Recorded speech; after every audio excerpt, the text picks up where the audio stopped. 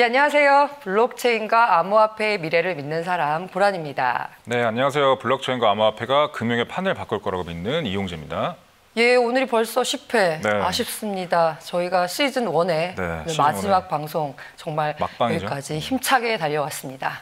네, 오늘 시즌 1의 마지막인 만큼 더 많은 알찬 내용을 담았으니까 또 많이 지켜봐 주시기 바랍니다.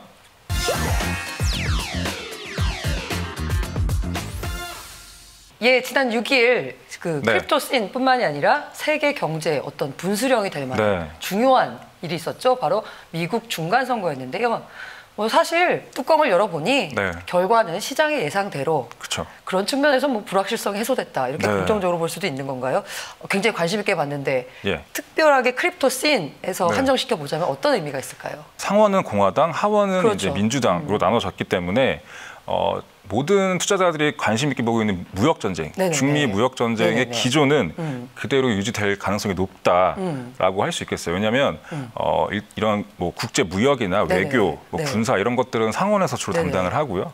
그다음에 이런 관세나 무역 같은 정책들은 트럼프 행정부 단독으로 이제 진행을 할 수가 있어요. 그래서 행정명령 같은 식으로? 예, 맞습니다. 그래서 백악관에서 직접 진행을 할 수 있기 때문에 중국과 미국의 무역 전쟁이 여기서 누그러진다라고 보기보다는 기존에 트럼프가 했던 대로 중간 선거도 끝났고 이제 본격적으로 할 수 있다. 그래서 좀 유지가 될 거다라고 보입니다. 그러면 지금과 같은 상황이 그대로 유지된다는 건데 뭔가 달라지거나 아니면 좀 뭔가 긍정적이거나 이런 점은 없나요?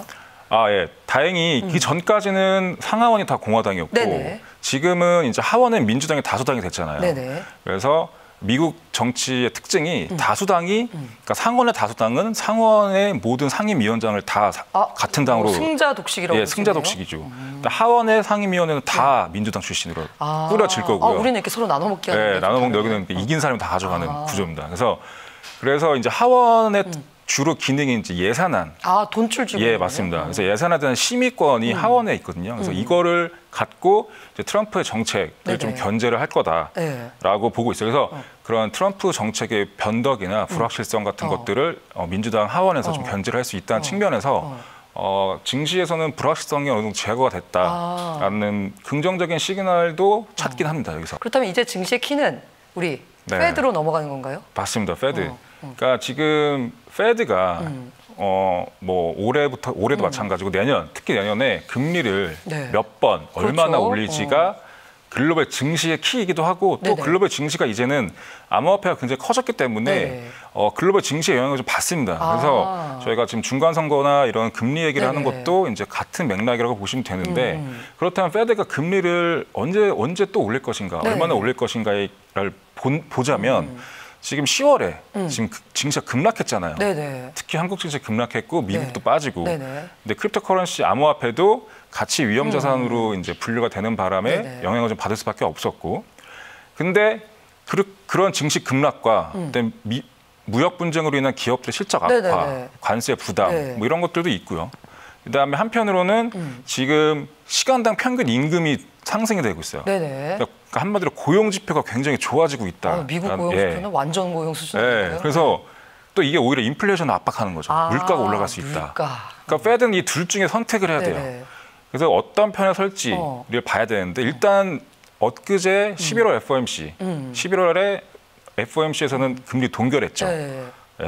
그런데 동결했지만 페드는 지금 금리를 무조건 올릴 수밖에 없는 상황이다라고 보시면 될 것 같아요. 그래서인지 이제 페드가 금리 올렸을 때 트럼프가 페드 미쳤다라는 얘기까지 하는 쟤네 미친 거 아니야? 이런 얘기까지 할 정도로 강하게 반발했는데 근데 왜 페드는 경제 상황을 고려하면 올리지 않고 그냥 갈 수도 있는 거잖아요. 근데 올려야만 하는, 더 올릴 가능성이 높다라고 보는 이유는 무엇인가요? 이게 이제 현재 미국 금리가 정상적인 수준은 아닌 건 맞아요. 왜냐하면 2008년 금융위기 이후에 계속 너무 낮춘 다음에 금리를 낮추고 유동성을 공급해서 자산 가격을 이제 펌핑시킨 거죠.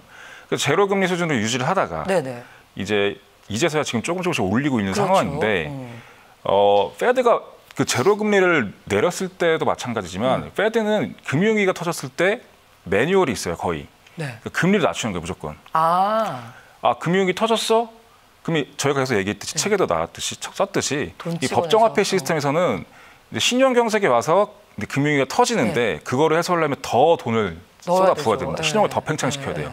근데 그러려면 금리를 낮출 수밖에 없는데 이게 유일한 페드의 무기였던 거죠. 근데 만약에 다음번 금융위기가 온다. 그러니까 페드가 이 법정화폐 시스템에서 금융위기가 올 수 있다는 사실을 간과하는 게 아니라 잘 알고 있기 때문에 지금 빨리 금리를 올리려고 하는 거예요. 아, 그러니까 다음번 금융위기가 왔을 때 금리를 낮춰가지고 돈을 찍어내려면 낮출 수 있을 만큼의 룸이 확보가 돼야 되는데 지금 요거로는 부족하다. 그러니까 조금 더 이제 더 올려가지고 룸을 확보한 다음에 금융위기가 오면 점점점 낮춰서 다시 살려내겠다. 근데 이거는 사실 솔직히 말하면 뭔가 이렇게 근본적인 처방이 아니라 뭐랄까 그냥 일단 살려놓고 보자. 암투병 환자들한테 그러니까 항생제로 투여하는 거랑 마찬가지인 거죠. 그러니까 항생제 자체가 되게 몸에 안 좋은 거지만 그래도 수명을 연장하는 효과는 있기 때문에 이제 투여하는 건데 페드가 지금 금리를 낮춰 저금리 정책을 펼치는 거는 일종의 항생제 투여과 마찬가지다라고 보시는 게 맞을 겁니다. 그래서 이제 MC님께서는 일단은 금리 여러 가지 금리를 올리지 말아야 되는 환경도 있지만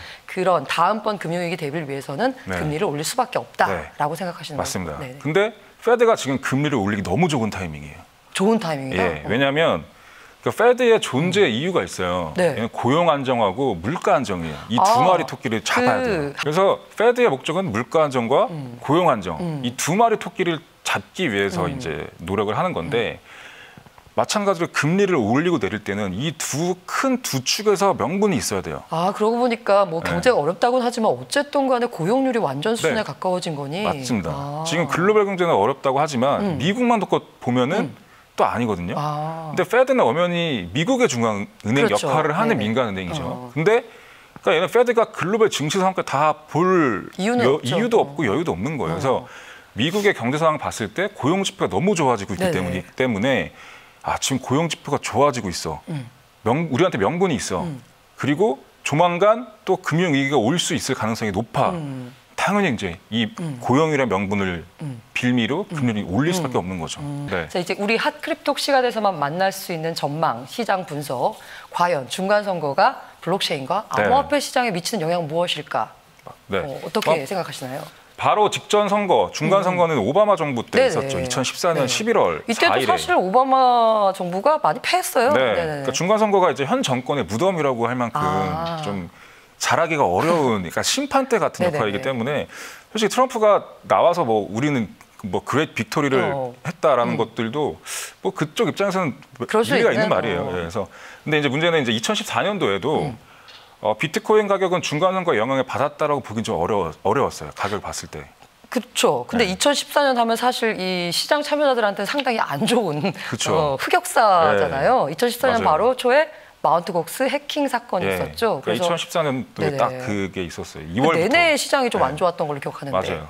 그러니까 2014년 2월에 이제 그런 의혹이 터지고 올랐던 비트코인이 쭉 내려가고 있는 타이밍이어서 그래서 뭐 시장 끝났다는 얘기가 사실 많이 퍼졌었죠. 그때 요때 쭉 내려오다가 요때 중간 선거 했거든요. 그러다 계속 내려가는 거죠. 이제. 왜냐면 이게 비트코인 2014년만 해도 비트코인이란 존재 자체가 많이 알려지지도 않았고 워낙 미미했구나. 워낙 미미했고 글로벌 경제 차지하는 것도 미미했고 소수의 기술 열광자들만 이건 될 거야라고 해서 갔던 시장이지 또 얼리 비즈니스맨들만 좀 참여했던 시장이지 의미가 별로 없었습니다. 그래서 연결고리는 찾기 어렵다. 뭐 수급 상황 측면에서 봐야 되는 건가요? 아니면 뭐 어떤 식으로 이걸 해석해야지 좀 의미가 있을까요? 일단은 말 그대로 단기 가격 변동 측면. 그러니까 그 중간 선거가 지난번에는 이랬을 때 비트코인 가격이 이랬고 올해도 이번에도 이럴 것이다라는 전망은 좀 의미가 없고요.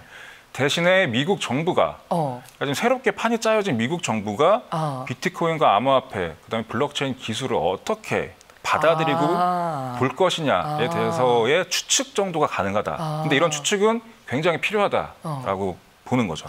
그럼 어쨌든 간에 중간 선거를 통해서 행정부의 모습도 약간 바뀔 테고 의회의 권력은 당연히 교체가 됐고 그래서 어떤 정책이 앞으로 나올지 그게 어떻게 시장에 영향을 미칠지를 한번 설명을 해주셨으면 합니다. 그래서 지금 이거는 이제 공화당과 민주당의 정책 기조의 비교를 한 표예요. 그래서 공화당을 보시게 되면 이제 경제 정책에서 빨간색으로 박스 쳐놓은 거 있죠. 작은 정부 추구한다. 근데 민주당은 큰 정부. 그러니까 좀 더 정부가 간섭을 좀 많이 해야 된다라는 거죠. 그다음 사회 분야는 재산권과 개인주의 강조. 약간 좀 저희 좀 현재 블록체인 업계랑 조금 비슷한 사실 면이 있어요. 블록체인이나 크립토 씬에서는 이쪽 공화당 쪽의 주장과 좀 더 가까웠다고 볼 수 있죠. 그다음에 뭐 무역 정책은 똑같아요. 그래서 무역 정책은 공화당, 민주당 전부 다 보호무역주의예요. 그래서 제가 아까 맨 처음에 중미 무역 전쟁이 좀 더 갈 거다라고 얘기했던 게 그런 이유였고 규제. 규제 부분이 이게 핵심이죠. 정부의 규제는 시장 질서 확립에 부정적이다라는 거고요. 반대로 민주당은 민간 보호를 위해서 정부의 규제가 필요하고 많이 해야 된다라는 그런 기조입니다. 그래서 일반적으로 민주당 의원들이 상대적으로 공화당 의원들보다 암호화폐나 블록체인에 대해서 부정적인 스탠스를 많이 갖고 있었어요. 그 민주당은 민간 보호를 위해 정부 규제가 필요하다. 이게 그러니까 소위 우리나라도 마찬가지예요. 투자자 보호를 위해서 규제를 해야 된다. 다른 말로 보면은 투자 기회를 정부가 그냥 알아서 정치인들 알아서 이렇게 박탈한다라고도 볼 수 있는 건데 지금은 상하원이 다 공화당이었다가 하원이 민주당으로 바뀌었잖아요. 그럼 시장에도 암호화폐 시장에는 부정적인 영향인가요? 일단은 민주당 하원이 민주당으로 바뀌었긴 하지만 고무적인 거는 민주당 의원들 중에서도 최근에는 이제 암호화폐를 굉장히 긍정적으로 보시는 분들이 많아요. 그래서 근데 일단 일반적으로 좀 살펴보자면 이제 민주당은 기존 스탠스는 부정적이었다라는 거죠. 그래서 오바마 역시 뭐 암호화 기술을 민간으로 전파하는 거에 있어서 굉장히 부정적인 부정적인 코멘트를 했었죠. 그때 기억나시겠지만 주머니에 스위스은행 계좌 갖고 다니는 거랑 똑같다. 그리고 저희가 방송에서 다뤘던 루비니 교수, 대표적인 민주당 지지자입니다. 아주 싫어하시죠. 나와서 아주 신랄하게 좀 신랄하게 비판을 했었죠. 그러고 보니까 그 약간 민주당 성향의 학자들은 다 안 좋게 보시네요. 그래서 뭐 말씀하신 대로 투자자 보호는 좋은데 이걸 너무 간 거죠. 그래서 새로운 혁신 기술이 등장할 때 장애물 역할을 오히려 하고 있다라는 비난도 있어요. 그래서 아까 봤던 표에서 봤듯이 이렇게 전반적인 성향이 공화당 쪽이 좀 더 약간 암호화폐 시장에 우호적이잖아요. 개별 의원들로 봤을 때도 그렇다고 볼 수 있나요? 네. 그래서 지금 보시면은 앞에서 살펴본 대로 전반적인 건 우호적이고요. 그다음에 이제 트럼프 같은 경우도 일단 기본적으로 트럼프는 페드를 싫어합니다. 그렇죠. 페드를 싫어하고 선거 유세 때도 그 페드가 지금까지 단 한 번도 감사를 받은 적이 없어요. 그러니까 페드 직원들이 그 그러니까 페드도 돈을 벌잖아요. 민간 은행이기 때문에. 근데 그 돈을 어떻게 사용하고 페드 직원들이 그러니까 비용을 어떻게 사용하는지에 대해서 감사가 전혀 이루어지지 않고 있습니다. 그 무감사 안전지대예요, 페드가. 근데 트럼프는 이거를 이제 선거 유세 때 페드도 감사해야 된다라고 얘기했던 거죠. 그래서 페드를 일단 불신하는 거고요. 그다음에 공화당 의원 중에서 패트 메이라는 펜실베니아주 상원 의원, 이분은 이제 암호화폐가 현존하는 페드 중앙은행 시스템을 대체할 만한 효과적인 툴이다라고도 얘기를 했었고요. 그다음에 마이크 크래퍼라는 아이다호주 상원 의원, 공화당이고요. 이분은 굉장히 좀 비즈니스적으로 접근해요. 스마트 계약, 결제, 정산, 그다음에 뭐 신원 관리 뭐 이런 것들이 이제 블록체인과 암호화폐로 효율적으로 이루어질 수 있고 중요한 거는 아직 발견되지 않은 사용처는 무궁무진하다. 굉장히 기술 우호적이시네요. 기술 우호적이고. 그다음에 트럼프 정부가 지금 현재 SEC 커미셔너들을 이제 임명을 하잖아요. 그러니까 이번에 트럼프가 임명했던 일라드 로이스만 같은 경우도 또 최근에 많이 등장하고 있죠, 방송에. 그래서 굉장히 핀테크랑 비트코인의 우호적인 인사였고요. 그다음에 중요한 거는 12월에 이제 그 카라 엠스타인이라는 또 여자 의원이 교체되잖아요. 그러니까 이분이 교체되고 누가 들어오는지 12월에 요거 누가 들어오는지 이 사람을 성향을 보면 이제 완벽하게 윤곽이 나오는 거죠. 트럼프 정부, 그다음에 SEC, 그다음에 상하원 의원들까지 해서 미국 정부 전체가 지금 암호화폐, 핀테크, 그다음에 블록체인을 어떻게 보는지가 딱 요 12월에 여기 누구 임명되는지가 키포인트입니다. 그래서 요거 잘 보셔야 돼요. 그러야 되겠네요. 그러면 이 그 카라 엠스타인 의원 다음은 암호화폐 시장에 좀 긍정적인 분으로 임명됐으면 하는 바람이고 일라드 로이스원 역시 좀 긍정적인 올바른 결정을 내려주시길 바라면서 또 화제가 되는 게 이번에 그 주지사 선거도 같이 있었는데 여기서 굉장히 눈에 띄는 주지사 두 분이 있어요. 시장에 굉장히 우호적이신. 그래서 저희가 아까 얘기했듯이 민주당은 예전에 스탠스는 그랬지만 지금은 또 개별 의원들은 또 다르게 플레이를 하고 있기 때문에 대표적인 이 두 분이거든요. 왼쪽이 지금 개빈 뉴섬이라는 캘리포니아 주지사. 그다음에 오른쪽에 그 자레드 폴리스라고 해서 콜로라도 주지사. 콜로라도. 네, 콜로라도 주지사. 이 두 분이 이 정치권에서는 굉장히 옛날 2014년도부터 14년이요? 네, 비트코인과 크립토커런시 얘기를 했던 분들이에요. 그래서 폴리스 주지사는 2014년도에 비트코인의 성장을 저해하는 정부의 부당한 정책에 맞서 싸우겠다라고 언론에 엄청 얘기하고 다녔던 분이에요. 역시 뭐랄까 굉장히 앞서가셨던 분이군요. 그래서 이분의 그 공식 홈페이지 같은 게 있잖아요. 의원 주지사에. 보면 섹션 중에 블록체인이라는 이슈가 따로 있고 그거 누르면 한 페이지가 다 블록체인 얘기예요. 어떻게 하겠다. 어떻게 하겠다. 근데 이분이 이번에 된 거고요. 민주당 출신인데도. 굉장히 이해도가 높으신 분이에요. 네, 이해도 높죠. 그래서 2014 그다음에 이제 왼쪽에 개빈 뉴섬은 정치인 중에 최초로 비트코인으로 선거 자금을 모집했던 사람이에요. 그럴 수도 있는 게 캘리포니아잖아요. 네, 그러니까. 그럼 여기는 워낙 그런 사람들이 많을 거 아니에요. 그러니까요. 불편하시죠? 비트코인을 주세요. 캘리포니아 주민 여러분들 뭐 비트코인 많이 갖고 있잖아요. 이렇게 되는 거죠. 그래서 이분은 첫 그 모금의 비트코인 모금의 첫 정치인이고 이번에도 비트코인을 모금을 하려다가 공식적으로 정부에서 이제 이거 하지 말라라고 해서 이제 못했었던 해프닝이 있었죠. 그럼 사실 아까 우리가 그냥 일반적으로 공화당, 민주당 구분을 하긴 했지만 이분들은 민주당임에도 불구하고 시장에 대해서 굉장히 우호적인 입장을 굉장히 초기부터 가졌던 분들이고 이렇게 보면 어떤 이 당파성을 떠나서 블록체인과 암호화폐에 대해서 긍정적으로 보는 정치인들이 늘어나고 있다. 이렇게 해석할 수 있는 거죠. 네, 맞습니다. 지금 굉장히 이제 말씀하신 대로 당을 떠나서 이제는 민주당, 공화당 할 거 없이 이거는 이제 된다. 블록체인 기술이나 암호화폐는 이게 10년 동안의 그 역사를 봤을 때 이미 컨셉 증명은 끝났고 이걸로 인해서 펼쳐질 새로운 혁신 기술에 집중하자라는 쪽으로 이렇게 모아지고 있는 거죠. 이런 모아지고 있는 거의 정점이 아까 얘기했던 그 12월에 SEC 신입 임원으로 누가 오는지가 거의 방점을 찍을 거고요. 그다음에 요게 우호적인 인사가 들어와서 방점이 찍힐 경우에는 2월 안에, 그러니까 2월 달 안에 비트코인 ETF가 승인될 가능성이 굉장히 높아지는 겁니다. 내년 2월이 비트코인 승인하는 미루다 마지막 솔리드X CBOE 비트코인 ETF 데드라인이 내년 2월이거든요. 그래서 그 데드라인이 오기 전에 승인이 될 가능성이 좀 높다라고 볼 수 있어요. 그리고 또 이때 마침 최근에 SEC 비트코인 책임자라고 할 수 있는 윌리드 힌먼 이사가 워싱턴 DC에서 열린 핀테크 위크 컨퍼런스에서 의미심장한 발언을 했어요. ICO를 준비할 때 참조할 수 있는 쉬운 버전의 ICO 가이드라인을 발표하겠다. 사실 국내에서도 업체들이 굉장히 많은데 규제가 없는데 작동을 하고 있는 게 문제거든요. 맞아요. 뭘 지키고 싶어도 지킬 수가 없어요. 뭘 지키라고 하는 게 없기 때문에. 그래서 금융당국에 물어보면 금융당국에서 하는 말 중에 가장 대표적인 말이 선진국의 사례를 참고하겠다라는 거거든요. 이 선진국 대표적인 어떤 스탠다드의 기준이 되는 미국. 빨리 뭔가 가이드라인을 발표해서 우리나라도 정확하게 ICO하는 업체들이 뭔가 정상적인 방법으로 합법적인 방법으로 ICO 할 수 있는 날이 빨리 오기를 기대합니다.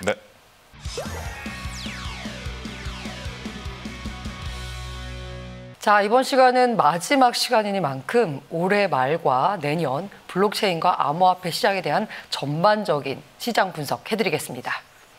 네, 저희가 시즌2로 돌아가기 전까지 연말 연초까지 유효한 관전 포인트를 좀 짚어드리는 거고요. 이제 이런 포인트들을 잘 살펴서 이제 뉴스나 투자 의사결정을 하시길 바라면서 이제 말씀을 좀 드릴게요. 자, 그럼 첫 번째 포인트부터 알아볼까요? 네, 첫 번째 포인트는 바로 기관 투자자의 참여가 가속화된다라는 기관 포인트죠. 투자자. 이거 정말 저희가 계속 중요하게 다뤘습니다. 계속 강조했었던 거죠. 그래서 그럼 올해 말과 내년 초 이렇게 봤을 때 구체적으로 어떤 기관이 들어오게 되나요? 지금 현재 기관들이 많이 들어오고도 있는데 이제 더 고무적인 거는 선진국들이 제도와 가이드라인을 계속 발표를 하고 있단 말이죠. 지금 그러면 기관이 들어올 수 있는 이렇게 무대를 마련해 주는 거죠. 그래서 지금 홍콩 증권선물위원회, 증권선물위원회에서도 11월 1일 날 이제 가이드라인을 발표했어요. 근데 이 가이드라인이 홍콩에서는 버추얼 에셋이라고 표현을 합니다. 그래서 버추얼 에셋에 투자하는 것들, 그러니까 투자하는 회사, 그다음에 버추얼 에셋에 투자한 상품을 이제 판매하는 판매 회사, 그다음에 버추얼 에셋 트레이딩을 제공하는 오퍼레이션 회사들까지 지킬 수 있는 가이드라인의 초안을 제공을 했고요. 이 의미가 뭐냐면 네네. 홍콩에서는 이미 지금 버추얼 에셋 펀드가 네네. 이제 있어요. 있는데 이제 이거를 좀 더 제도권으로 받아들이겠다라는 거거든요. 네네네. 이렇게 되면 홍콩에서는 지금도 있지만 더 많은 버추얼 에셋 펀드부터 해서 버추얼 에셋 트레이딩 회사까지 다 생겨날 겁니다. 그다음에 마침 또 SEC에서 11월에 이제 ICO 가이드라인, 플랜 잉글리시 버전으로 이것도 마찬가지예요. 이것도 네네. 지금 그러니까 이 SEC와 홍콩 금융위원회의 공통적인 그런 입장은 유틸리티 토큰은 일단 두고 그렇죠. 시큐리티 토큰, 증권형 토큰 같은 경우는 현행 자본시장법을 준용해서 갖고 오자라는 공통점이 있어요. 근데 이렇게 된다고 하면 이 기관들은 무대까지 마련이 됐겠다. 됐으니까 들어오기가 이제 편하게 이전에 준비도 하고 있었겠다. 이제 들어오는 거죠. 네. 그러면 다시 말하면 아까 증권형 토큰, 되게 애매한 시큐리티 토큰 같은 경우에는 자본시장법을 활용해서 한다. 네. 그렇다는 얘기는 기존의 법을 활용한다. 곧 합법적인 투자자산으로 토큰을 인정하겠다. 이런 얘기를 볼 수도 있는 건가요? 그러니까 현 자본시장법을 준용하게 되면 그렇게 되는 거죠. 네네네. 그러니까 자본시장법을 들고 와서 규제를 하는데 하진 못하게 한다. 이건 말이 안 되잖아요. 그렇죠. 그래서 합법적인 증권으로 인정이 될 가능성이 높고요. 근데 이런 것들은 이제 홍콩이나 싱가포르, 미국을 필두로 해서 이루어질 거다라고 보고 있고 지금 그런 흐름이 계속 보이고 있는 상황이고 이렇게 될 경우에는 정말 그 기관 은행들이나 뭐 증권사, 운용사 진짜 이걸 할 수 있게 되는 거예요. 그래서 그렇죠. 주식, 채권, 상품에만 한정돼 있었던 그런 투자 자산이 그렇죠. 여기에 증권형 토큰이라는 것들이 하나 추가되는 거죠. 그렇죠. 이거는 금융회사 입장에서는 정말 천지가 개벽할 만한 변화입니다. 그렇죠. 이 금융회사 입장에서는 사실 개별 특정 종목이 얼마나 오르느냐, 개별 상품 가격이 얼마나 오르느냐도 물론 중요하지만 자산 배분이라는 게 제일 중요하잖아요. 그런데 지금까지는 없었던 새로운 자산이 생긴다. 거기에 투자할 수 있는 환경까지 마련된다. 라고 하면 정말 기관 투자자들이 시장에 정말 대거 유입되는 그런 시대가 열리는 맞습니다. 거겠네요. 지금 현재 국내에서도 좀 사모 전문 운용사들은 이미 지금 관련 인력을 물색하고 있고 리서치를 하고 있는 상황이에요. 근데 이들이 왜 이러고 하냐면 그러니까 지금 홍콩과 미국을 봤을 때 이런 시장이 열렸게 자명한데 그렇다고 해서 대형 그런 투자 회사들이 바로 들어올 것 같지도 않고 그렇죠. 그러니까 그런 틈새 시장을 이제 먼저 가겠다는 거죠. 이 사모 전문 운용사들이. 은행 중에서는 9월에 시티은행이 DAR에서 디지털 에셋 SS를 활용해서 암호화폐 투자자들에게 투자 상품을 제공하겠다 이렇게 나왔었잖아요. 그래서 DAR 같은 경우는 저 다뤘듯이 그러니까 암호화폐를 직접 보유하는 게 아니라 직접 보유했다라고 하는 영수증만 그렇죠. 이제 거래가 SS, 되는 거죠. 영수증을 그리고 준다. 이거에 대한 보증이나 이런 거는 시티은행이 이제 리스크를 테이킹하는 거고요. 그렇죠. 근데 은행뿐 아니에요. 시티은행이 움직이면 또 움직이는 은행이 있어요. 뱅크 오브 아메리카. 둘이 경쟁 관계죠. 같이 경쟁하는 거거든요. 근데 뱅크 오브 아메리카는 되게 대단한 회사인 게 블록체인 관련 특허가 제일 많아요. 민간 회사들 중에서. 아니 어떻게 이런? 그러니까 제일 많은 게 알리바바가 제일 많고요. 알리바바가 제일 많고 미국에서는 뱅크 오브 아메리카가 블록체인 관련된 특허가 제일 많아요. 왠지 IBM일 것 같은데. 심지어 IBM보다 더 많이 갖고 있습니다. 그리고 이제 암호화된 키를 보관하고 그다음에 암호화폐 거래에 활용될 수 있는 실질적인 그런 특허들을 많이 갖고 있고요. 그래서 근데 중요한 거는 시티은행도 마찬가지, 뱅크 오브 아메리카도 마찬가지. 그냥 원래 하던 거 하면 되지. 왜 여기에 돈을 쓰고 경쟁을 할까? 사실 은행들이 여기 돈 쓰는 이유는 다 돈이 되니까 쓰는 거겠죠. 명확하죠. 돈 때문에. 엄청난 돈이 되니까. 이게 또 돈 냄새 잘 맡기로 하면 또 모건 스탠리도 빼놓을 수 없는 거고. 그쵸. 그래서 모건 스탠리가 사실 굉장히 적극적인 움직임이 많이 관찰되고 있어요. 그러니까 모건 스탠리 같은 경우는 골드만 삭스보다 조금 더 뒤늦게 이제 여기에서 플레이를 하겠다라고 발표를 했던 데인데. 그래서 뭔가 더 빨리 뛰려고 하는 느낌이랄까? 맞습니다. 그러니까 지금 재미있는 역사가 또 여기서 또 반복이 되는데 이제 골드만 삭스와 모건 스탠리는 그러니까 글로벌 벤처 캐피탈들이 고릴라를 발견해서 잘 키워놓으면 이제 골드만삭스 혹은 모건스탠리가 와서 이걸 IPO로 하는 거예요. 근데 그 인터넷 시대의 IPO 시장에서 골드만삭스와 모건스탠리가 이 두 회사가 IPO했던 것만 한 50%가 넘어요. 둘이서 진짜 피 터지게 싸웁니다. 최근에는 이제 2012년도에 페이스북을 두고 서로 엄청 싸웠죠. 이때는 모건 스탠리가 이겼는데.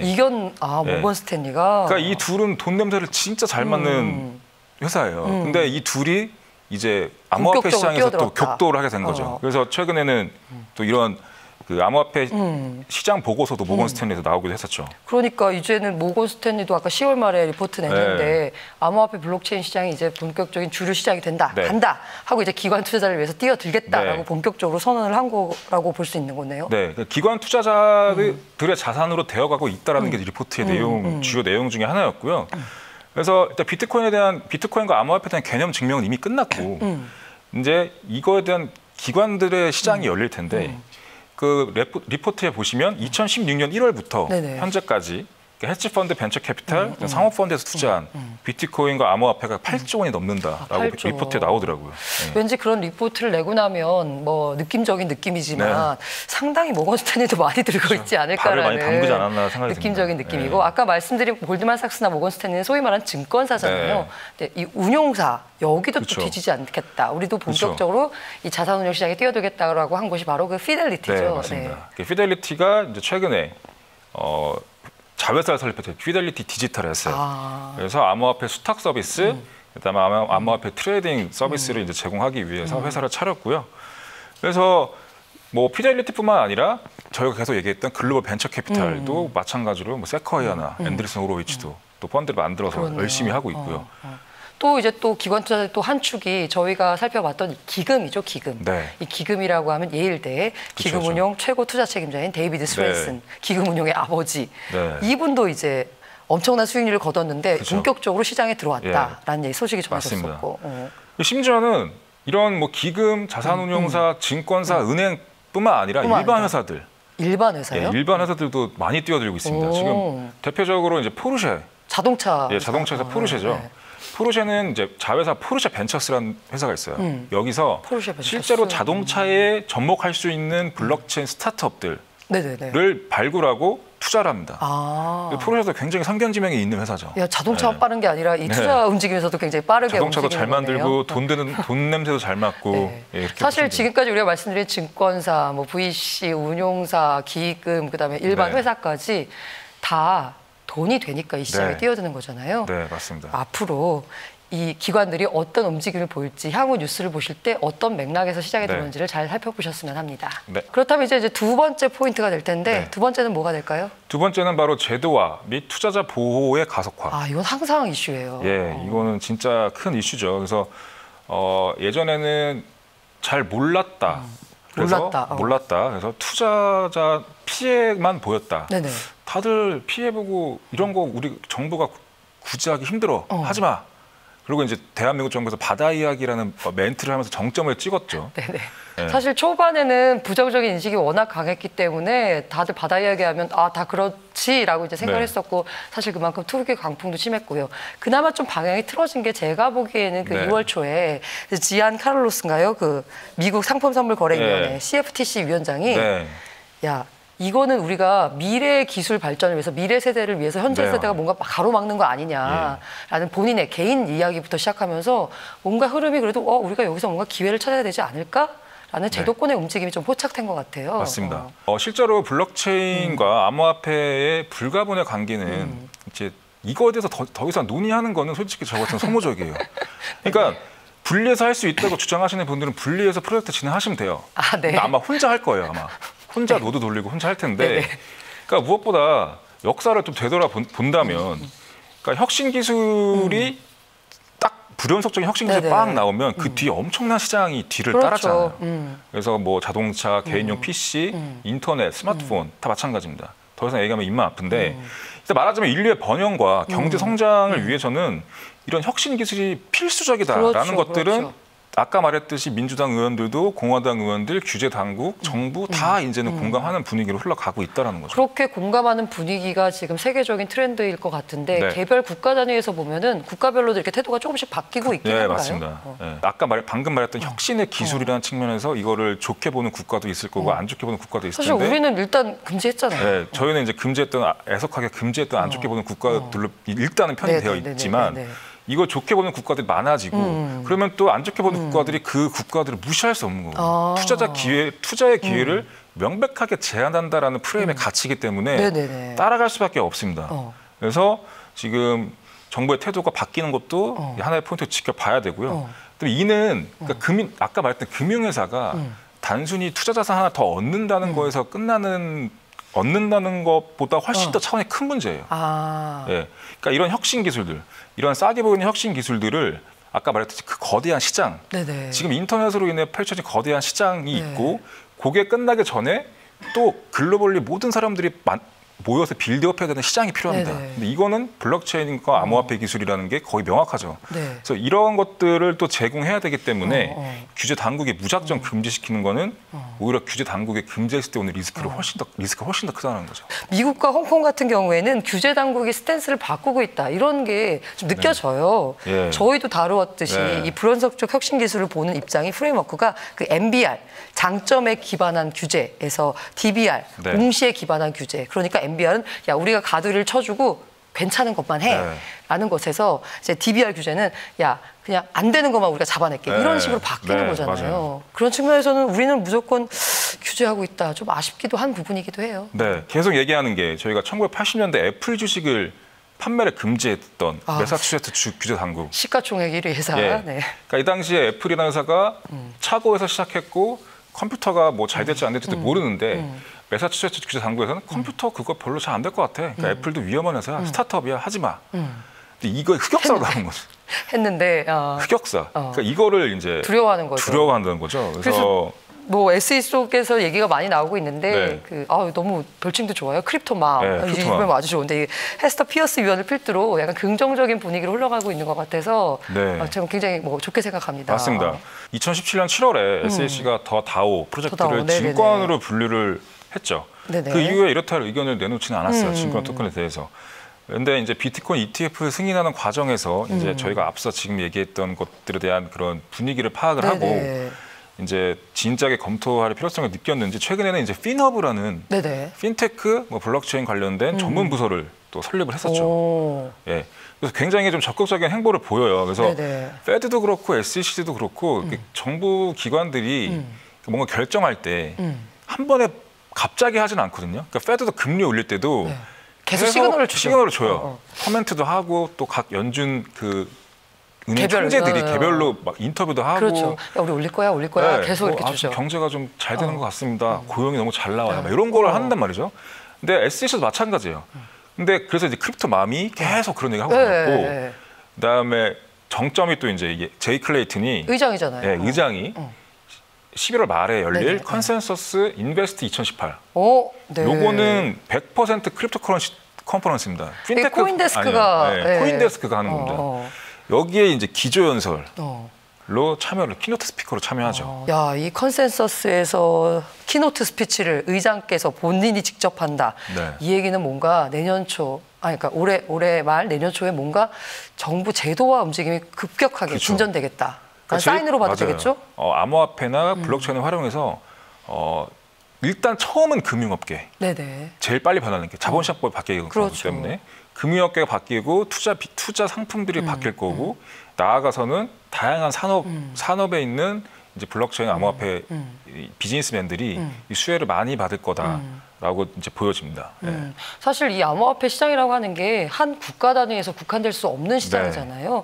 우리 정부의 움직임이 좀 답답한 마음이 있으시겠지만 정부가 어떻게 할 것인가, 우리의 국내 한국 정부만 보실 게 아니라 금융 선진국이라는 미국이나 뭐 홍콩 등 이런 정부의 움직임은 어떤지 한번 잘 지켜보시길 바랍니다. 세 번째는 뭐가 될 수 있을까요? 세 번째 포인트는 이제 플랫폼 전쟁 가속화라는 포인트를 잡았고요. 기존의 플랫폼이 있고, 그러니까 뭐 이더리움, 이오스, 뭐 카르다노, 뭐 이런 여러 가지 네오 이런 게 있잖아요. 여기에 신규로 등장하는 플랫폼이 있고, 또 기존의 IT 회사들이 자체적으로 만들어내는 플랫폼도 등장하고 있고, 그러니까 이런 플랫폼 3파전이 좀 일어날 것 같아요. 그래서 그 플랫폼 전쟁이 갈수록 가속화되는 이유는 플랫폼을 한번 선점을 하게 되면 고릴라가 될 수 있는 가능성이 엄청 높아집니다. 왜냐하면 저희가 고릴라라는 기업을 정의할 때 그러니까 불연속적인 혁신 기술을 태동하고 여기서 누가 먼저 표준을 제시하느냐. 표준. 표준. 스탠다드를 누가 먼저 제시하느냐. 근데 이 스탠다드를 제시했을 때 얻어지는 경쟁 우위는 정말 무한하다는 거죠. 이 기술이 사그라들 때까지. 그러니까 이거를 놓고 전쟁을 하는데 뭐 이더리움이 처음 나왔다고 해서 이더리움의 가능성이 높은 것도 아니고 또 신기술로 등장하는 애들도 있고 그러니까 지금 현재 2019년도에는 이런 전쟁이 굉장히 가속화될 거다. 그러니까 당장 D앱들이 이제 많이 연구되고 있지만 이 효율적인 D앱들이 어디를 선택할 것인지도 일단 일차적인 문제가 될 것이고요. 그러니까 좋은 D앱들을 많이 끌어올 수 있는 플랫폼, 그다음에 그만큼의 기술적인 경쟁력을 제공할 수 있는 플랫폼이 이제 나와야겠죠. 그 우리가 지난 시간에 살펴봤던 이 투자할 때 이 고릴라 게임이라는 측면에서 봤을 때는 어쨌든 플랫폼이라고 하는 게 고릴라가 될 수 있는 그 서식지가 될 확률이 높은 거고 맞습니다. 그 서식지 안에서 지금 현재 싹수가 보이는 애들을 한 뭐 5, 6개 이렇게 묶어가지고 그 가운데 이제 투자를 진행을 하면 이게 바로 우리 고릴라 게임에서 승자가 될 수 있는 그런 투자법이 그래서 이제 마지막 포인트는 이제 블록체인 유스케이스 굉장히 점점 가속화될 것이다. 그래서 그러니까 저희가 그 얘기하는 그 불연속적인 혁신 기술의 대규모 수용 단계가 있잖아요. 그러니까 회오리 바람이 있고 그 이후에 정말 많은 대중들이 아 이게 블록체인이구나 라고 하면서 뛰어드는 그렇다면 이제 회오리 바람이 일어나야 되는데 근데 가기 위해서 그렇게 회오리 바람이 일어나기 위해서는 유스케이스가 필수적으로 전제가 돼야 된다. 사실 이게 제가 제일 많이 듣는 얘기이기도 합니다. 그래 너 그 블록체인 좋다 그러는데 그래서 쓸만한 거 뭐가 있어? 뭘 얼마나 바꿨니? 라고 계속 물어보고 사실 지난 9월에 있었던 업비트 개발자 세미나에서도 굉장히 화두가 됐어요. 여기서 우리들끼리 개발실에서 뭐 TPS가 얼마니라고 아무리 얘기해봐야 일반인들한테는 체감이 안 된다. 유스케이스가 나와줘야 된다. 라고 해서 최근에 나왔던 것 중에 중고거래 P2P 플랫폼에 블록체인 기술 적용하겠다. 맞습니다. 뭐 이런 얘기 나왔었죠. 그래서 그때 이제 8회였죠. 그래서 이제 그 저희가 모셨죠. T2 테크놀로지 한성환 창업자를 직접 모시고 이제 얘기를 나눠봤었고요. 그다음에 그 유스케이스에서 가장 빨리 적용될 수 있는 게 하나가 이제 결제거든요. 페이먼트. 그래서 그러니까 말 그대로 뭐 우리가 그냥 각종 페이를 쓰듯이 이제 암호화폐를 쓰는 건데 이제 변동성이 크니까 스테이블 코인으로 만들어서 결제를 편하게 할 수 있겠다라고 그런 프로젝트 진행하는 팀이 있었죠. 그래서 저희가 쇼미더 크립토가 아니겠습니까? 저희가 바로 요즘 가장 주목받는 스테이블 코인과 페이먼트 코인의 대표 주자 테라의 신영성 대표를 좀 이따 시간에 모시겠습니다. 그래서 성공적인 유스케이스를 만들어내는 프로젝트는 당연히 투자 가치가 높겠죠. 그래서 투자를 하실 때, 그러니까 아까 고릴라 게임에서 플랫폼이 있고요. 뭐 뎁도 있는데 뎁에서 가실 때는 아 이게 정말 그러니까 인터넷이란 것들을 다시 보면 좋아요. 인터넷이 처음 생겼을 때 아, 우리 사회에 산업에 어떤 것들을 먼저 바꾸기 시작했는지 가장 먼저 바꾼 게 쇼핑 결제거든요. 블록체인도 마찬가지예요. 지금 가장 먼저 바뀔 게 중고나라 같은 P2P 쇼핑, 그다음에 테라 같은 결제 페이먼트 같이 비슷하게 가는 겁니다. 역사는 반복되죠.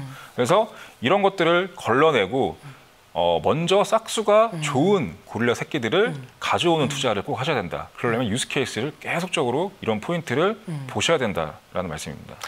저희가 이번 그 마지막 시즌 1의 마지막 시간에 보여드린 거는 그 투자를 하실 때 짚어야 될 4가지 포인트. 첫 번째로 기관 참여자들의 움직임을 눈여겨봐라. 두 번째로 제도화 어떻게 될 것인가. 세 번째 플랫폼 전쟁 이 부분 보시고 네 번째로 유스케이스를 잘 봐라. 이 4가지 포인트를 유념하시고요. 다음 시즌 2에서 꼭 다시 만나도록 하시죠.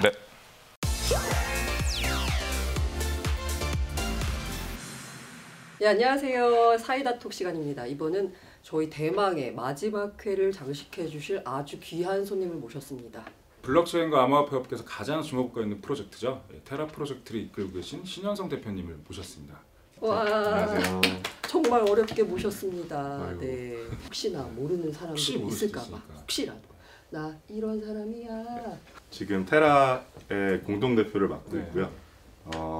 2010년에 팀온을 창업해서 대표이사를 한 7년 정도 맡았고 현재는 팀온의 이사회 의장직을 맡고 있습니다.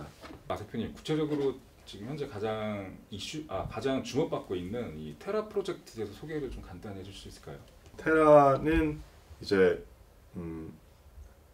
많은 사람들이 실제로 사용하는 어떤 토큰이 되길 바라고요. 그러기 위해서 2가지의 핵심 문제를 풀고 있습니다. 첫 번째는 가격 변동성을 억제해서 굉장히 안전한 스테이블 코인을 만드는 게 하나고요.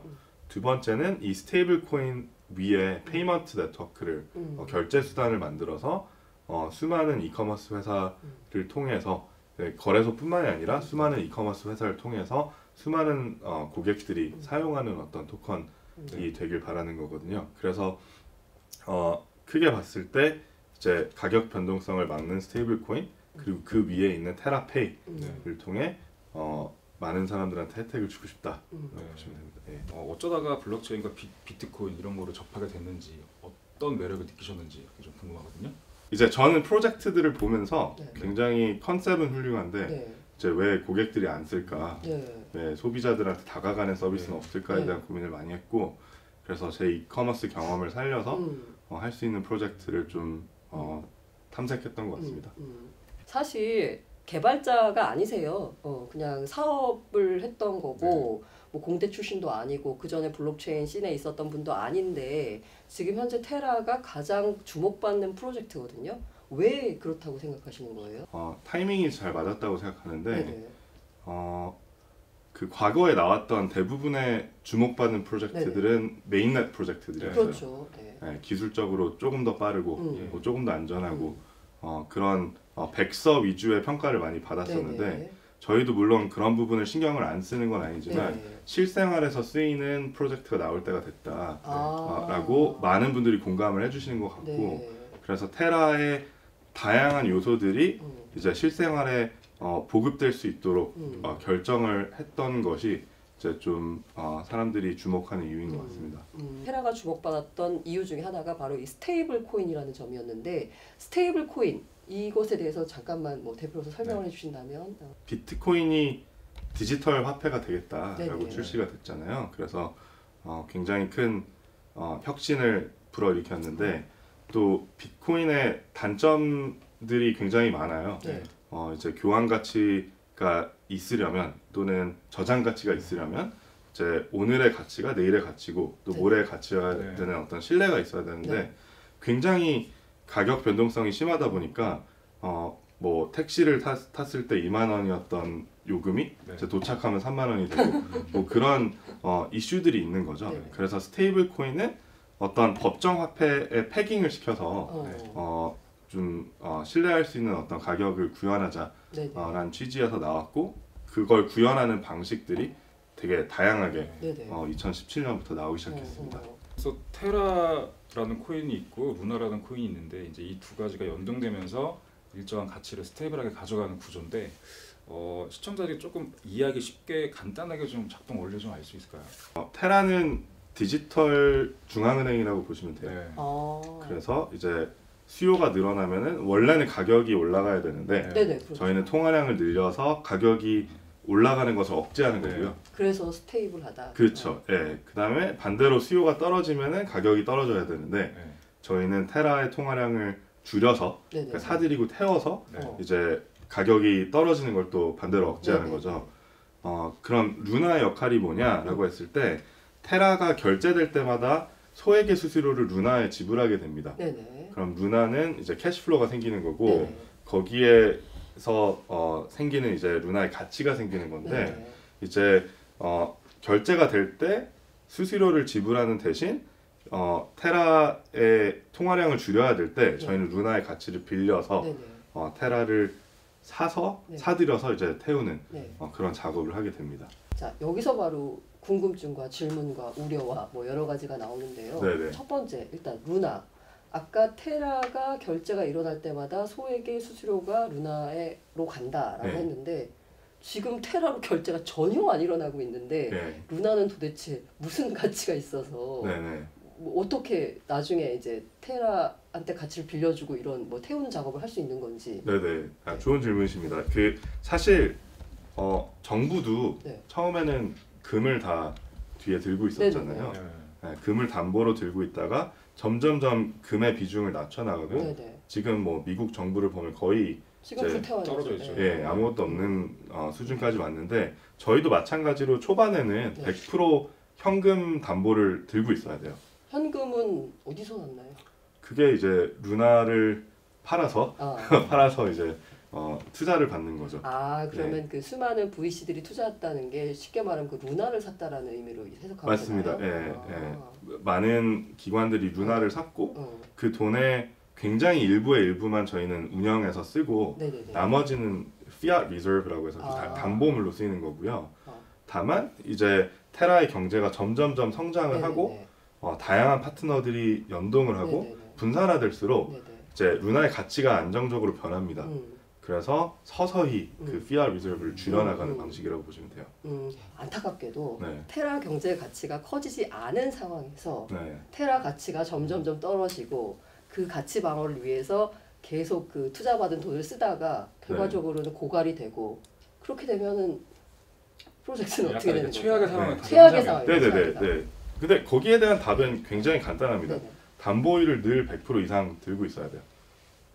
즉 마지막 테라까지 태울 수 있는 자원을 갖고 있어야 되는데 처음에는 말씀드린 것처럼 예를 들어 저희가 1,000억의 투자금이 있으면은 테라를 딱 1,000억까지만 찍을 거예요. 1,000억 이하로 찍을 거고. 다 태울 수 있을 만큼만.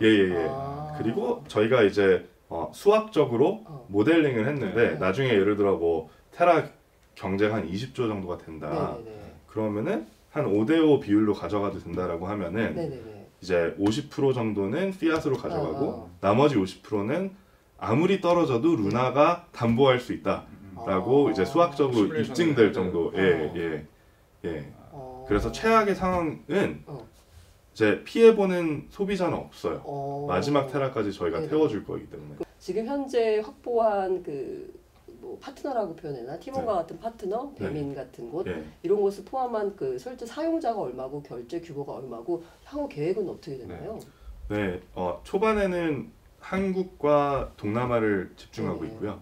15군데 파트너를 확보했고 15군데 파트너가 누적 한 25조 정도의 연 거래 그리고 4,500만 명 정도의 고객을 가지고 있습니다. 일단 저희 계획은 이 15군데 파트너의 고객과 거래액의 한 30% 정도 페네트레이션을 하는 그 고객이 모두 테라를 쓸 건 아닐 거니까. 그건 아니죠. 그렇죠. 그러하고 이제 4, 5년 뒤에 저희 얼라이언스의 총 거래액이 최소한 150조, 200조 정도 되는 것을 목표하고 있습니다. 그러면은 이 지금 현재 확보한 그 거래 그 이커머스 그 업체들이 여기서 사용 단기간 동안 30% 정도가 테라를 사용하게끔 하는 그런 뭐 인센티브 같은 거는 뭐가 굳이 있을까요? 내가 왜 그냥 결제하지 왜 테라를 써야 되나요? 크게 두 가지 인센티브가 있는데요. 하나는 플랫폼 입장에서 원래 2, 3% 내던 그 비자 마스터카드 수수료, PG 수수료가 이제 0.5% 이하로 떨어집니다. 그래서 플랫폼이 밀고자 하는 어떤 동기부여가 되고요. 두 번째는 앞서 말씀드린 것처럼 수요가 늘어나면은 저희가 통화량을 늘린다고 말씀을 드렸지 않습니까? 그래서 파트너를 하나하나 추가할 때마다 수요가 늘 수밖에 없어요. 새로운 고객이 들어오니까. 그러면은 거기에 맞게 통화량을 늘리고 그 늘어난 통화량을 저희는 그 경제에 재투자합니다. 디스카운트나 적립금 형태로. 그래서 고객이 저희 파트너사에 들어가서 물건을 선택하고 테라로 결제를 하면은 할인된 가격에 살 수가 있어요. 그러니까 똑같은 물을 1,000원이었던 물을 뭐 950원에 사고 뭐 이런 게 가능해지는 거죠. 그러니까 통화량이 늘어나서 고객들이 할인된 가격에 물건을 살 수 있다는 게 큰 인센티브인데 그 할인 메커니즘이 정확히 이게 그 부분이 매우 중요합니다. 그러니까 사실 나라도 성장을 하면 이제 나라의 통화량을 늘리고 그 예산을 가지고 뭐 도로를 깔고 다리를 짓고 뭐 이렇게 하는 거잖아요. 저희도 마찬가지로 미니 경제가 있다고 말씀을 드렸고 더 많은 파트너가 연동을 할수록 더 많은 수요가 늘어나서 이제 통화량을 늘릴 수밖에 없어요. 그럼 그 늘어난 통화량을 저희는 1차적으로 저희의 스마트 컨트랙트에 넣습니다. 그러면은 어떻게 되냐면 고객이 1,000원짜리 제품을 사면은 900원에 살 수 있도록 저희는 깎아주고요. 정산을 할 때 이 파트너 이 플랫폼한테 정산을 할 때 이 스마트 컨트랙트에서 100원을 떼가지고 900원 플러스 100원을 정산을 해주는 그런 구조라고 보시면 돼요. 그래서 늘어난 통화량 계속 이제 처음에 1,000억을 찍었는데 테라를 이제 수요가 늘어서 2,000억으로 늘렸어요. 네. 그러면 이 늘어난 1,000억에 대한 통화량을 저희는 그 스마트 컨트랙트 들고 있다가 이제 할인을 해준 것들을 계속 지원을 해주는 거죠. 그러면 초기에는 할인율이 굉장히 높다가 성장 속도가 둔화될 때는 그 폭이 좀 작아지겠네요, 할인 폭이. 그렇죠. 궁극적으로 꿈꾸시는 건 할인 폭이 제로가 되는 세상을 꿈꾸시는 건가요? 네네. 근데 사실 성장할 수 있는 폭이 너무 많아요. 뭐 하긴 그렇겠죠. 그러니까 저희는 모든 전 세계 나라를 대상으로 생각하고 있고 또 이커머스뿐만이 아니라 뭐 월급도 테라로 나가길 바라고 뭐 세금도 테라로 내길 바라고. 그냥 실물 경제가 테라로 돌아가는 게 그쵸. 궁극적인 목표라는 거예요. 이커머스는 그냥 진입 전략일 뿐이거든요. 그래서 사실 성장률이 제로가 됐을 때 굉장히 커져 있길 저희는 성장률이 제로가 되면은 거의 중앙은행 역할을 할 것 같은데. 그러네요. 여기 아무래도 시청자분들 중에는 투자하시는 분들이 많을 테니까 그럼 아까 테라는 스테이블이라고 했으니 굳이 테라를 투자할 이유는 없을 테고 그럼 투자자들 입장에서는 테라 경제가 커지는 효과를 받는 루나 토큰에 투자하면 되는 건가요? 네네 맞습니다. 그러니까 테라는 사실 그 많이들 아시는 USDT, 그 테더랑 비슷한 역할이라고 보시면 되고요. 트레이딩 하시는 분들한테는 그리고 정말 테라의 업사이드를 보고 싶다면 루나에 투자하는 게 맞죠. 왜냐하면 루나는 테라의 경제가 성장하면 성장할수록 더 많은 수수료를 루나한테 지불하게 되기 때문에. 그러면 그 지금 미국 SEC 당국은 증권형 토큰에 대해서는 야 그거 왜 토큰으로 하냐 주식으로 해라 IPO 해라 증권 발행해라 라는 입장이라서 미국 내에 있는 합법적인 거래소에서는 증권형 토큰 상장이 안 되고 있잖아요. 그럼 루나 토큰 같은 경우에는 증권형 토큰이라고 분류가 되고 그에 따라서 미국 같은 시장에는 상장을 할 수가 없는 건가요? 사실 뭐 가장 큰 거래소들은 미국 밖에 있어서 그게 미국을 염두에 두고 있지 않지만요. 또 복잡해서 설명을 안 한 부분이 있습니다. 이제 루나를 들고 있다고 해서 그냥 바로바로 결제 수수료가 꽂히는 건 아니고요. 그 체인의 컨센서스 메커니즘에 참여를 해야 돼요. 그 유틸리티적인 개념을 좀 거두신 거구나. 그럼 좀 비껴갈 여지는 조금 있겠네요. 그래서 이 체인의 그 컨센서스 메커니즘에 참여를 하면은 그 루나의 보유량에 따라 수수료를 받을 수 있는 권리가 생기는 거고. 그렇기 때문에 이제 저희 법무법인 해석으로는 유틸리티 토큰이다.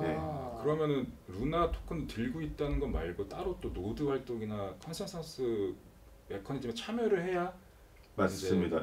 수익을 얻을 수 있다는 얘기죠. 그 소위 말하는 그러면 뭐 포스 방식인가요? POS 방식. 디포스인가요? 포스인가요? 네, 포스. 노드 개수는 제한 없고 어차피 수많은 사람들이 참여해서 노드 활동을 할 수 있는 건가요? 그렇죠. 근데 사실 대부분의 사람들은 직접 노드 활동을 하지 않을 거라 생각하고, 그거를 이제 위임해서 약간의 레버뉴 쉐어를 하거나. 그럼 노드를 선별을 하시는 건가요? 테라에서? 그렇죠. 그러면은 완전 퍼블릭은 아닌. 네. 근데 이제 그런 노드에 참여를 할 수 있기 때문에 제가 봤을 때 이제 가급적 쉽게 참여할 엔트리 장벽이 높진 않다라는 거죠. 노드 참여하기에는. 그러니까 내가 직접 안 해도 이제 위임을 할 수 있게 이런 장치들을 저희는 준비를 했습니다. 투자자들이 거래소에서 루나 토큰을 만날 수 있는 때는 언제쯤일까요? 국내 투자자들이. 뭐 사실 제 마음대로 장담할 수 어렵지만 저희는 그래도 뭐 내년 초 멀지 않은 미래를 보고 있습니다. 목표하고 있습니다. 제 기준에서는 테라 같은 프로젝트는 처음 들어봤어요. 글로벌리 테라 같은 시도들이 있나요? 페이먼트를 구현하는 회사들은 있고요. 예를 들어 뭐 비트코인, 이더리움 통해서. 그 다음에 거래소에서 쓰는 또는 트레이딩에서 쓰는 스테이블 코인을 만드는 회사들은 굉장히 많습니다. 그런데 스테이블 코인과 이제 이커머스를 결합해서 실생활에 굉장히 빨리 침투될 수 있는 프로젝트는 저희가 유일한 것 같습니다. 그렇다면 사실 지금 현재 약간 스타트업 느낌으로 뭐 투자 자금이 크긴 360억 크긴 하지만 뭐 다른 원래 있는 기존 기업들과 비교했을 때는 크진 않은 규모잖아요.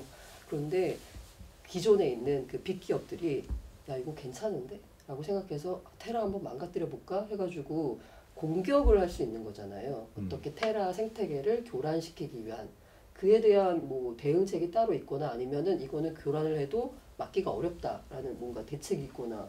그러니까 말씀드린 것처럼 기본적으로 담보율이 100% 이상이기 때문에 아무리 장난을 쳐도 사실 마지막까지 저희는 보호를 할 수 있다는 점이 되게 중요한 것 같고요. 테라를 일시적으로 쇼트를 쳐서 가격을 떨어뜨리면 저희는 아비트라지 기회가 생깁니다. 아 오히려? 네, 그냥 사버리면 돼요. 스테이블하게 갈 거니까 맞춰줄 거니까. 그러니까 저희 담보율이 100% 있다는 가정하에는 그냥 사버리면 돼서 되게 고마운 분이시고요. 나중에 또 시장에서 조절 맞춰줄 수도 있겠네요. 그냥 뭐 벌어지면 다시 회귀하니까 올라가면 회귀하고 벌어지면 회귀하고. 그렇죠. 그래서 저희뿐만이 아니라 수많은 마켓 메이커들이 그런 기회들을 노리고 뭐 1,000원이 980원으로 떨어졌을 때 살 거라고 저희는 보고 있고요. 마지막으로 루나도 쇼팅을 하면은 당연히 일시적으로 위협이 생길 수도 있지만 또 캐시플로우가 따박따박 꽂히는 거잖아요. 그들이 막 이커머스 기업을 공격할 수는 없으니까 그러다 보니까 저희는 회복할 거라고 생각해요. 또 하나의 뭐랄까 기존 기업의 리스크는 아까 이커머스 말씀하셨는데 뭐 나중에 확대되겠지만 사실 이커머스 하면 이제 뭐 아마존 예를 들자면 아마존이 테라 같은 걸 해버리면 그 아마존이 장악하고 있는 그 시장은 아예 그냥 엄두를 못 내는 거잖아요. 그런 부분에 있어서 확장 제한 가능성에 대해서는 어떻게? 사실 저희는 이제 뭐 한 1조에서 5조 사이에 거래되는 플랫폼들을 쫙 다 얼라이언스로 모은 거잖아요. 그러니까 연합군으로 모은 거라서 사실상 미국만 보더라도 아마존이 굉장히 더미넌트한데도 불구하고 아마존이 아닌 이커머스 사들이 굉장히 많습니다. 사실 아마존의 이커머스 마켓 쉐어가 그냥 전체를 따지면은 온라인 결제에서 3분의 1도 안 돼요. 아 그래요? 근데 왜 아마존 때문에 다 죽는 것 같은 느낌인데? 그래서 사실 당연히 파급력은 있겠지만 저희는 좀 더 아마존에 비해서는 작은 플랫폼들을 아우르는 어떤 서비스를 만드는 게 목표입니다. 그러면은 아마존 같은 경우는 이제 미국 쪽에서 대표적인 이커머스 플레이어고 중국 같은 경우는 뭐 알리바바, 텐센트 이쪽이 워낙 뭐 타오바오 이쪽이 워낙 이제 캡티브가 강하다 보니까 그럼 테라 같은 경우는 이 두 큰 지역을 제외해서 뭐 동남아 아니면 남미 쪽 약간 이런 쪽으로 좀 생각을 하고 계신 건가요? 루나가 담보물 역할도 한다고 말씀드렸잖아요. 그러면 캐시플로우가 되게 안정적이어야 되는데 한 업체가 차지하는 비중이 너무 크면은 사실 리스크가 커집니다. 그래서 아마존이 직접적으로 하는 것도 리스키하다고 볼 수 있는 게 내 매출이 꺾이면은 떨어질 수밖에 없는 거예요. 그래서 저희는 골고루 분산된 얼라이언스를 계속 키우다가 예를 들어 뭐 얼라이언스의 총 거래액이 한 100조 정도 된다라고 하면은 뭐 미국이나 중국의 큰 기업들을 함께 해보자 연락을 해볼 수도 있는 거죠. 그리고 사실 또 한 가지는 미국과 중국은 핀테크가 되게 잘 되어 있잖아요. 그래서 오히려 동남아 같이 핀테크가 좀 덜 잘 되어 있는 곳들이 기회가 많습니다. 뭐 동남아에는 대표적으로 어느 국가? 사실 뭐 예를 들어 뭐 인도네시아의 캐시 온 딜리버리 비율이 되게 높습니다. 그러니까 그 배달을 할 때 그냥 현금을 주는 경우가 되게 많고요. 또 뭐 타일랜드 같은 경우에도 태국 같은 경우에도 신용카드 보급률이 되게 낮아요. 그래서 저희 파트너 중에 포멜로라는 데가 있는데 거기는 패션 커머스거든요. 100불, 200불 드레스를 파는 곳인데 사람들이 좋아하는 거를 1시간 동안 고르다가 그 결제 단계에서 할부가 안 되니까 튕기는 경우가 되게 많아요. 한 2달만 나눠서 내더라도 결제를 했을 텐데 그래서 그런 것도 저희 위에 그 테라 위에 만들 수 있는 요소인 것 같고요. 얘기 들으면 굉장히 희망적이고 뭔가 혁신적인데 사실 요즘 많이 나오는 스타트업 관련 블록체인 스타트업 이슈가 규제 이슈가 많거든요. 혹시 이런 걸 할 때 규제 때문에 뭔가 막혔거나 어려움을 겪었거나 이런 부분은 없으세요? 사실 저는 뭐 최소 한국 그러니까 사실 규제가 나라마다 너무 다른데요. 근데 한국 같은 경우에는 그냥 사실 명백한 규제가 아직 없잖아요. 그러니까 뭐 하다는 게 어려움인 것 같고요. 어떻게 해석해야 되는지 모르겠다. 그래서 저희는 굉장히 많은 좀 준비와 장치들을 넣었습니다. 예를 들어 테라를 거래소에서 사면은 그 토큰을 포인트로 전환해서 이커머스에서 결제를 할 수 있게 해줄 건데 반대로 이커머스에서 포인트를 사면은 얘를 토큰으로 전환하는 건 막을 거예요. 아 이거는 약간 규제 이슈가 있을 수 있으니까. 뭐 그런 뚜렷한 규제가 있지는 않지만 이커머스 업체는 거래소는 아니니까. 그렇죠. 네, 여기서 토큰을 바로 사는 거에 대해서 규제화 될 수도 있고 그렇다 보니까 네, 이제 거래소에서 갖고 와서 결제하는 거는 네네네. 네. 그래서 뭐 그런 준비들 많이 좀 저희 나름대로 해 나가고 있습니다. 굉장히 스타트업들이 우리 대한민국에서 블록체인 비즈니스를 할 때 정해진 게 없어서 너무 힘들어하더라고요. 그러니까 좋든 안 좋든 정해지기만 하면 이제 그거에서 대응을 하는데 그쵸, 네. 정해진 게 없으니까 둘 다 못하는 거죠. 그래서 굉장히 테라도 이런 어려움을 많이 겪었을 거라고 짐작이 돼서 이제 질문 한번 해봤던 거고요. 그래서 이제 정부의 뭐 규제는 아니고 일종의 스탠스가 블록체인 기술은 장려하지만 암호화폐는 질서 있는 퇴장 이건 안 된다라는 입장이잖아요. 뭐 말씀하실 수 있을지 모르겠지만 그에 대해서 어떻게 생각하는지. 정부의 이런 스탠스에 대해서 개인적인 견해. 사실 블록체인과 암호화폐를 떼려고 해도 뗄 수가 없는 존재인 것 같아요. 그러니까 정부는 분리할 수 있다라잖아요. 아직까지는. 대부분 그 논리는 저는 이해가 안 되고. 그러니까 사실 분리한다면 굉장히 프라이빗 블록체인밖에 안 돼요. 그냥 데이터 쉐어는 그냥 옛날 기술로 전락할 수밖에 없는 거잖아요. 그렇죠. 근데 프라이빗 블록체인은 전혀 파급력이 없고 그냥 뭐 아무것도 안 하는 것과 다름이 없다고 생각하고요. 나눠서 저장해서 갖고 있는 거 외에는 별로 없죠. 그래서 비트코인처럼 이제 글로벌리 파급력 있는 기술을 만들려면은 퍼블릭 블록체인이 돼야 되고 그럼 토큰 이코노미를 활용할 수밖에 없습니다. 정부 관계자분들 현장의 목소리입니다. 네네네. 몇 분은 보고 계실 거라고 믿습니다. 직접도 많이 말씀드렸어요. 지금 현재 가장 유망하다고 보는 블록체인 프로젝트가 있는지. 진짜 다른 프로젝트를 죄송하지만 막 많이 공부를 할 시간이 없어서요. 저 그냥 테라 짱 이렇게. 아니 뭐 테라에 집중하고 있다. 그런 건 아닌데 그냥 열심히 실행만 하고 있습니다. 이 시청자분들과 아니면 이제 투자하시는 분들과 아니면 테라 이용 잠재적인 고객분들 이런 분들에게 마지막으로 한 말씀 해주신다면. 뭐 테라에 대한 관심도 너무 감사드리고 근데 그 관심의 이유는 말씀드린 것처럼 실생활에서 쓰이는 토큰이 조만간 나와야지만 이 암호화폐 시장이 더 폭락하지 않을 거다라는 생각을 갖고 있거든요. 그래서 뭐 거기에 대한 책임감을 뭐 저희도 가지고 있고 다양한 프로젝트들이 뭐 컨셉만 짜는 게 아니라 정말 고투마켓 할 수 있는